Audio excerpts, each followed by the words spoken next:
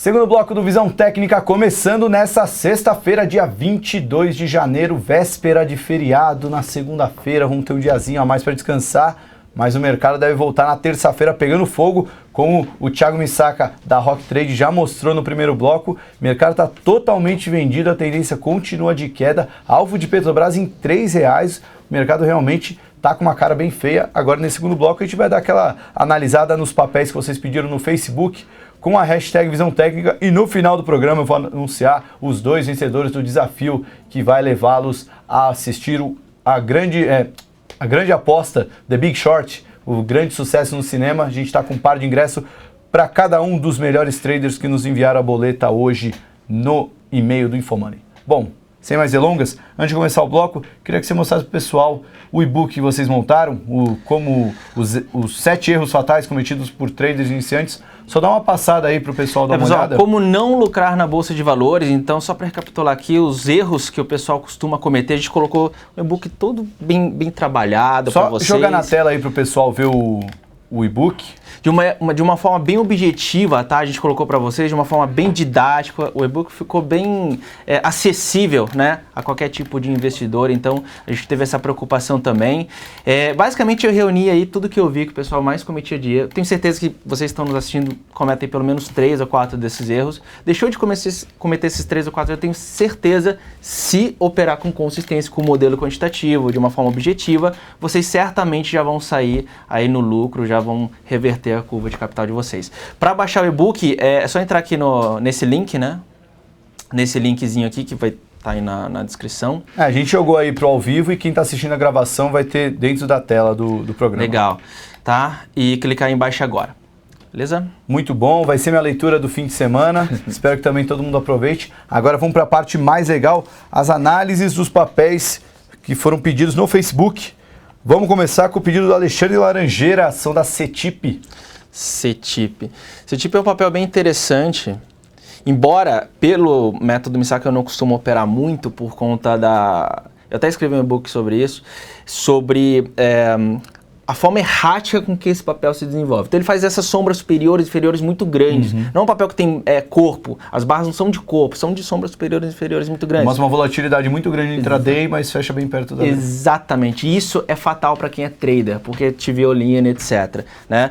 E toda a movimentação que ele faz geralmente é uma ou 2 barras, é uma barra enorme que vai para cima, outra enorme que vai para cima, e fez uma movimentação de um mês. Assim. Então, em virtude disso, eu não sou fã desse tipo e eu não opero dentro do método Misaka, mas...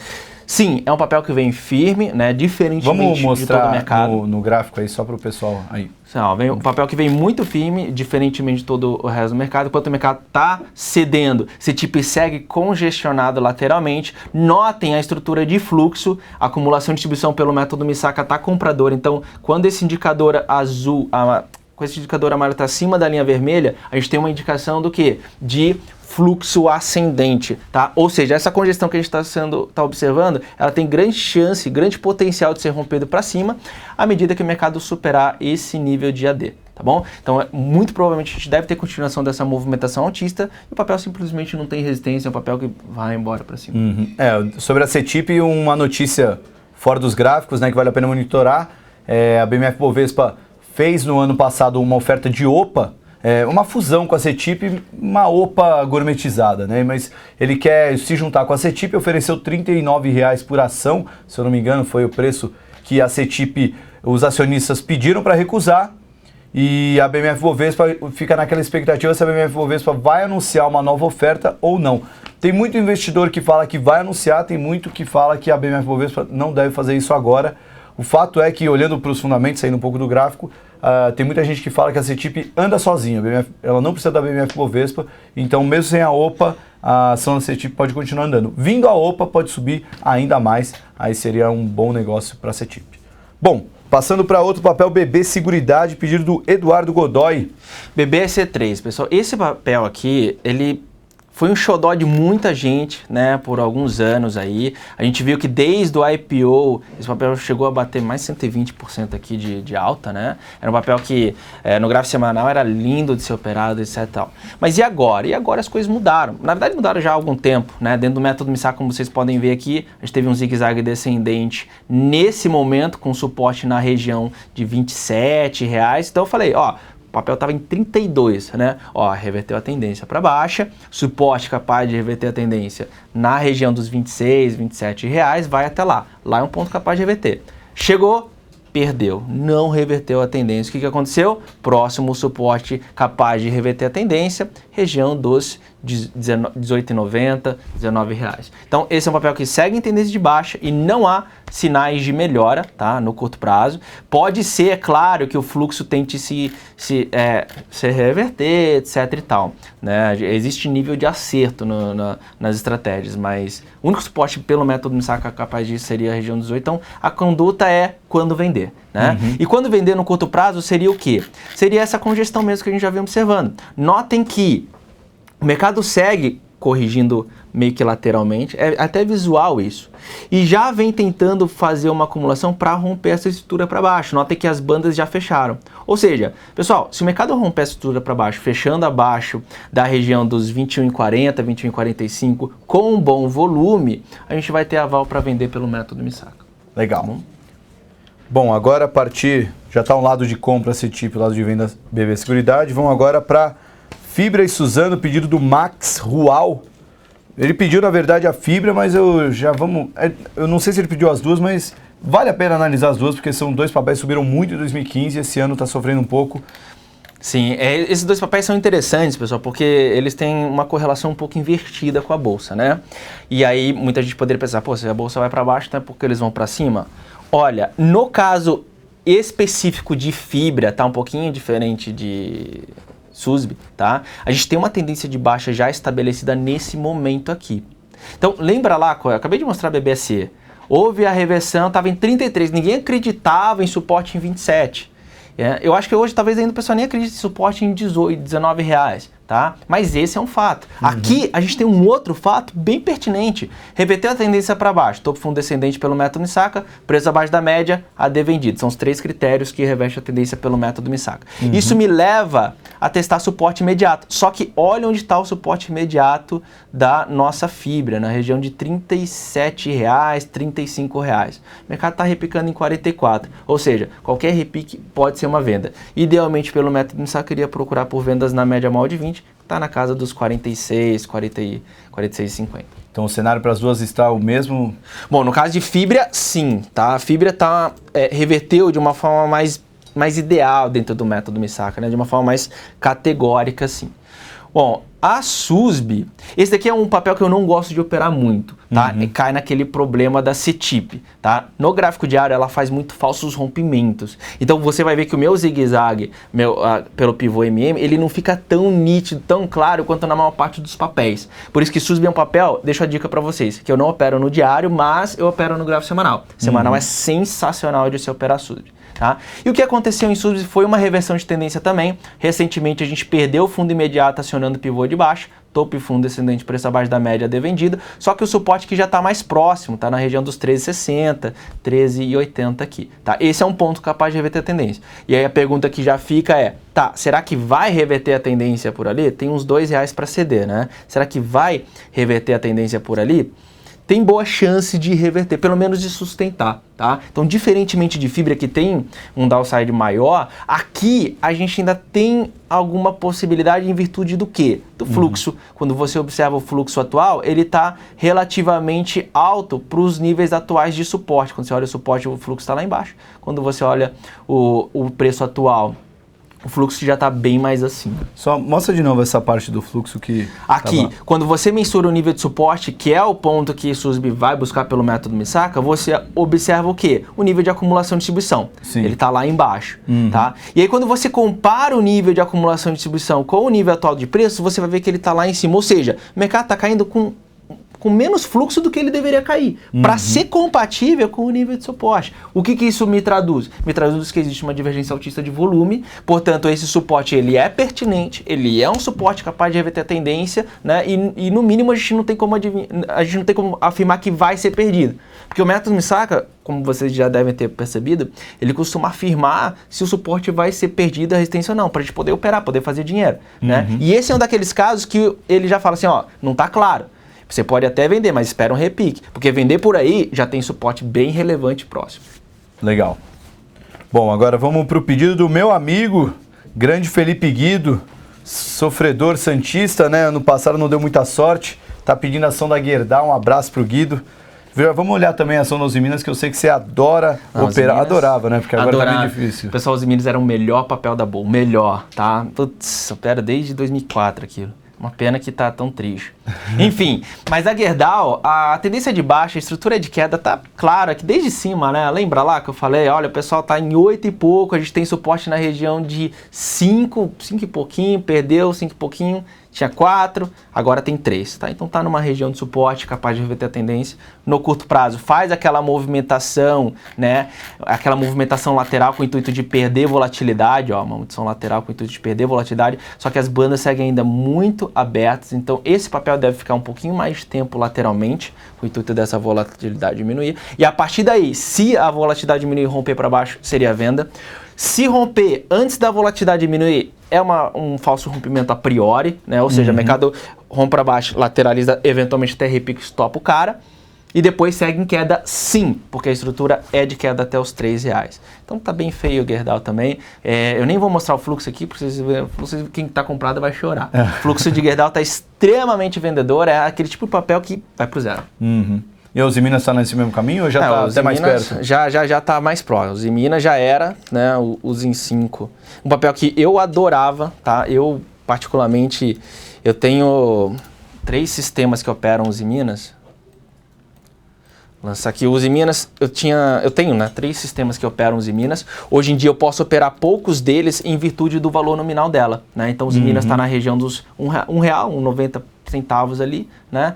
Ela segue numa tendência de baixa e para quem acompanha minhas análises, acho que é mais interessante nem olhar no curto prazo, mas olhar mais no longo prazo. Ó, olhando aqui um gráfico semanal de Uzi Minas, vocês vão se lembrar que no semanal ela vinha numa tendência de baixa com fluxo historicamente vendedor, desde aqui de cima, desde aquela região dos R$8, onde eu falei, olha pessoal, tá na região dos 8 e só vai ter suporte em 5. E se perdeu os 5, não tem suporte até os 54 centavos. No gráfico semanal, a perda dos 5 não jogava em R$4 ou 3, jogava em 54 centavos. Aí ela fez alguma coisa aqui, algum evento no meio do caminho que virou 56 centavos agora. Então o suporte de Minas sustentado desde sempre, desde lá dela, quando ela perdeu os 5, é 54 centavos, a estrutura é de queda, qualquer repique é venda, tá ok?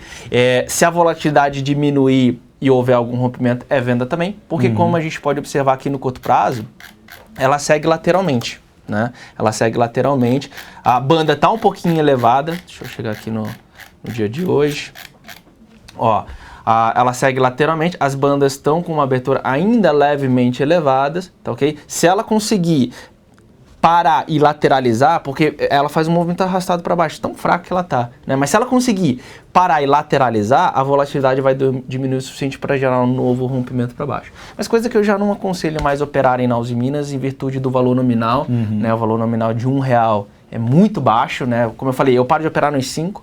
Uzi Minas, como eu tinha 5 sistemas para operar o papel, eu opero até um e pouco eu estava operando, agora já aposentei o papel. Só porque uma menção só Uzi Minas, a Bolsa começou no ano passado com aquele plano contra as penny stocks. Então, se ela operar por muito tempo abaixo de R$1, a Bolsa vai obrigar ela a fazer o grupamento. Aí vai ser uma boa notícia para você, vai né? Vai ser sensacional. Vai poder voltar a operar a Uzi Minas. Bom, vamos partir agora para o pedido. Pedido inusitado a gente vai analisar, porque você falou que adora analisar o contrato futuro do milho. Pedido do Helder Hoff, um abraço para o Helder, telespectador assíduo. Você falou que gosta muito do CCMH16, né, o código. Exatamente. Milho. Pessoal, o milho é um papel sensacional de ser operado em bolsa. Eu não sei quem conhece, quem não conhece o milho, tá? Mas assim, lembra que eu falei que o Uzi Minas é o pai man para assim, o melhor papel que existe, onde eu mais fiz dinheiro, onde eu tenho 5 setups, 5 modelos que opera Uzi Minas, é sensacional. Tiago, qual que é o segundo melhor papel da bolsa inteira? É milho futuro. Então, a gente já pode supor que no mercado futuro, não é índice futuro, não é dólar, não é nada disso. É milho. É o melhor papel para a gente se operar. Para operar o quê? Sistemas de tendência, tá? Sistemas de tendência são sistemas que dão muito dinheiro, né? Volatilidade dá menos dinheiro, etc e tal.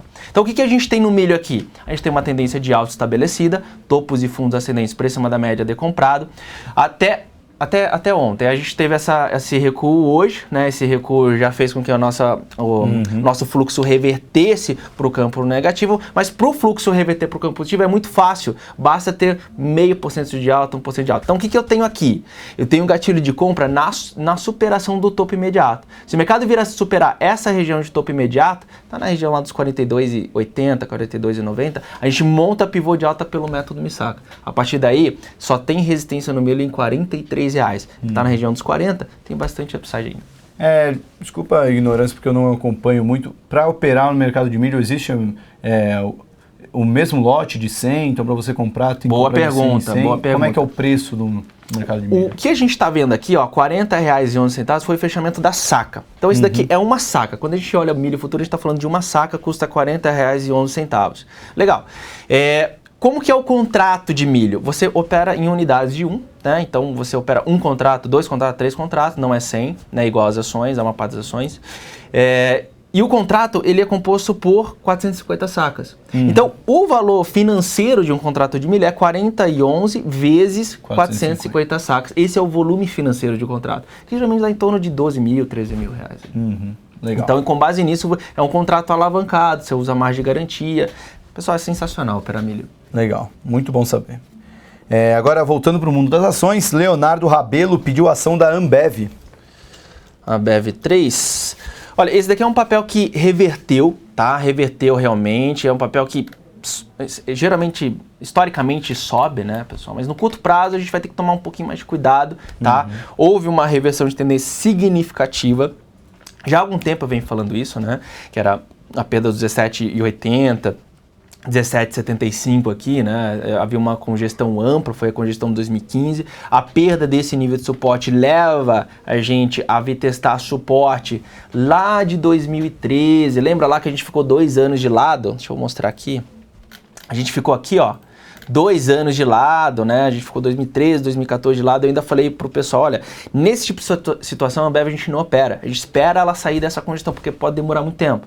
E na época eu nem pensava, né? Tinha 3 meses de lado. O papel ficou 2 anos de lado, né? Então, assim, esse é o suporte capaz de reverter a tendência, está na região hoje em dia de R$14,00, R$13,80, tá bom? Então, qualquer trade em Ambev tem que ser pensado na ponta vendedora. Idealmente, no curto prazo, a gente não tem muito o que fazer porque a volatilidade segue bem elevada. Então, quando você observa, embora haja essa tendência de baixa, as bandas estão extremamente abertas, tá vendo?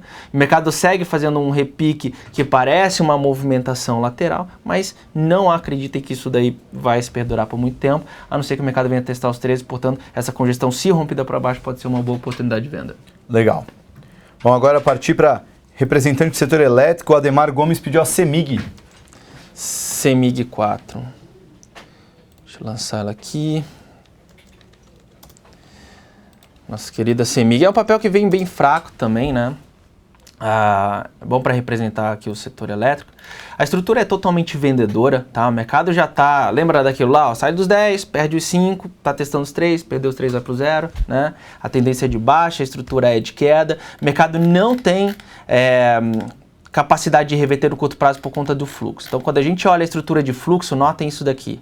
Isso daqui, pessoal, é praticamente historicamente mínimo, né? Então, assim, não há nenhuma chance, nenhum fluxo capaz de reverter a tendência. E aí, nesse momento, eu até falei isso pro pessoal. Olha, eu falei, ó, pelo método Misaka até fez um pivô de alta. Aí todo mundo me perguntou na sala de trades, pô, é para comprar, Thiago? Vamos apostar na CEMIG agora? Vamos fazer posições compradoras aí? Eu falei, olha, tem até uma resistência lá em 16,50, ou seja, teria uma bela movimentação da região dos 7 até os 16. Mas o que eu apontei para eles? Sem fluxo não vai. Que é aquele problema do Ibovespa lá, que fica claro aqui também. Então assim, pessoal, CEMIG repicou, vendeu, congestionou, rompeu para baixo, vendeu. Legal. Bom, vamos fechar o programa aqui com um pedido duplo do Misael Souza, que são 2 ações que eu gosto bastante. A primeira é a Raia Drogasil, acho que é a melhor ação do Ibovespa no ano, para não dizer a única ação, né, que está subindo realmente no Ibovespa.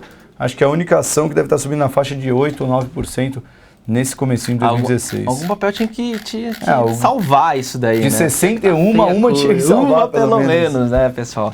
Olha, esse papel, ele é sensacional, né? Então, assim, é histórico essa movimentação altista de RADL, é um papel que só sabe subir, né? No médio e longo prazo. No curto prazo, é claro que vai ter seus solavancos, né? Ela passou por isso recentemente, mas hoje ela reverteu a tendência. Então ela vinha numa tendência de baixa que acabou sendo revertida aqui. E aí a questão que me fica é, Thiago, essa tendência, essa reversão de tendência, ela é para valer? É para vir testar top histórico e romper? Eu digo que sim. Por quê? Porque quando a gente olha para a estrutura de fluxo, vocês vão ver que ela é bem compatível com o fluxo no passado. Você olha o nível de AD atual e olha o nível atual, há uma vantagem comparativa, ou seja, há uma divergência altista no volume. O que me leva a crer que o mercado vai testar resistência imediata, região dos R$44, e tem boa probabilidade de romper, mas é claro, não fica evidente pelo fluxo ainda, mas fica evidente que se o fluxo continuar dessa forma, no momento que atingir a resistência já vai ter fluxo capaz de romper, devido a essa divergência altista de volume. Legal. E detalhe, está num momento ideal de compra. Eu, particularmente, não opero RADL no gráfico diário, porque ela cai naquele problema da SUSB. Lembra que eu falei no início do bloco? SUSB é um papel que eu não opero no gráfico diário, mas opero no gráfico semanal, por conta da formação de preço. RADL eu não opero no gráfico diário, mas opero no gráfico semanal. Mas se eu operasse no gráfico diário, hoje é compra. Pelo método Misaka, a gente teria pivô de alta acionado, pelo modelo do pivô MM, nós teríamos congestão, rompimento para cima, com volatilidade reduzida, com bom fluxo comprador, tá? Denotando outro modelo de compra. Eu teria duas estratégias que geraria compra hoje na RADL. Legal. Bom, pelo menos o que eu já estou percebendo nesse programa, Misaka, é que a gente está encontrando muito mais coisa de compra do que nas últimas semanas, né? Porque pelo menos nas últimas visões técnicas era quase tudo venda, venda, venda. A gente está encontrando algumas ações para compra. Quando a gente foge, né, do mercado, foge dos papéis bem correlacionados, assim, a gente... Para fechar o programa Ultrapar, o GPA3. Bom, o GPA é outro papel que vem forte, de certa forma, quando a gente compara com o restante do mercado. Tá? Quando a gente compara com o restante do mercado, você vê que é um papel que vem sustentando, historicamente, um papel que só sobe. Cai no mesmo problema de SUSB e RADL. São papéis que eu não opero no gráfico diário, o GPA não opera no gráfico diário e, eventualmente, eu opero no gráfico semanal. Porque, embora seja um papel que sobe historicamente, vocês vão ver que no curto prazo, para o cara que é trader, ele passa muito tempo de lado. Tá? Então, nem no semanal eu não costumo muito operar esse papel.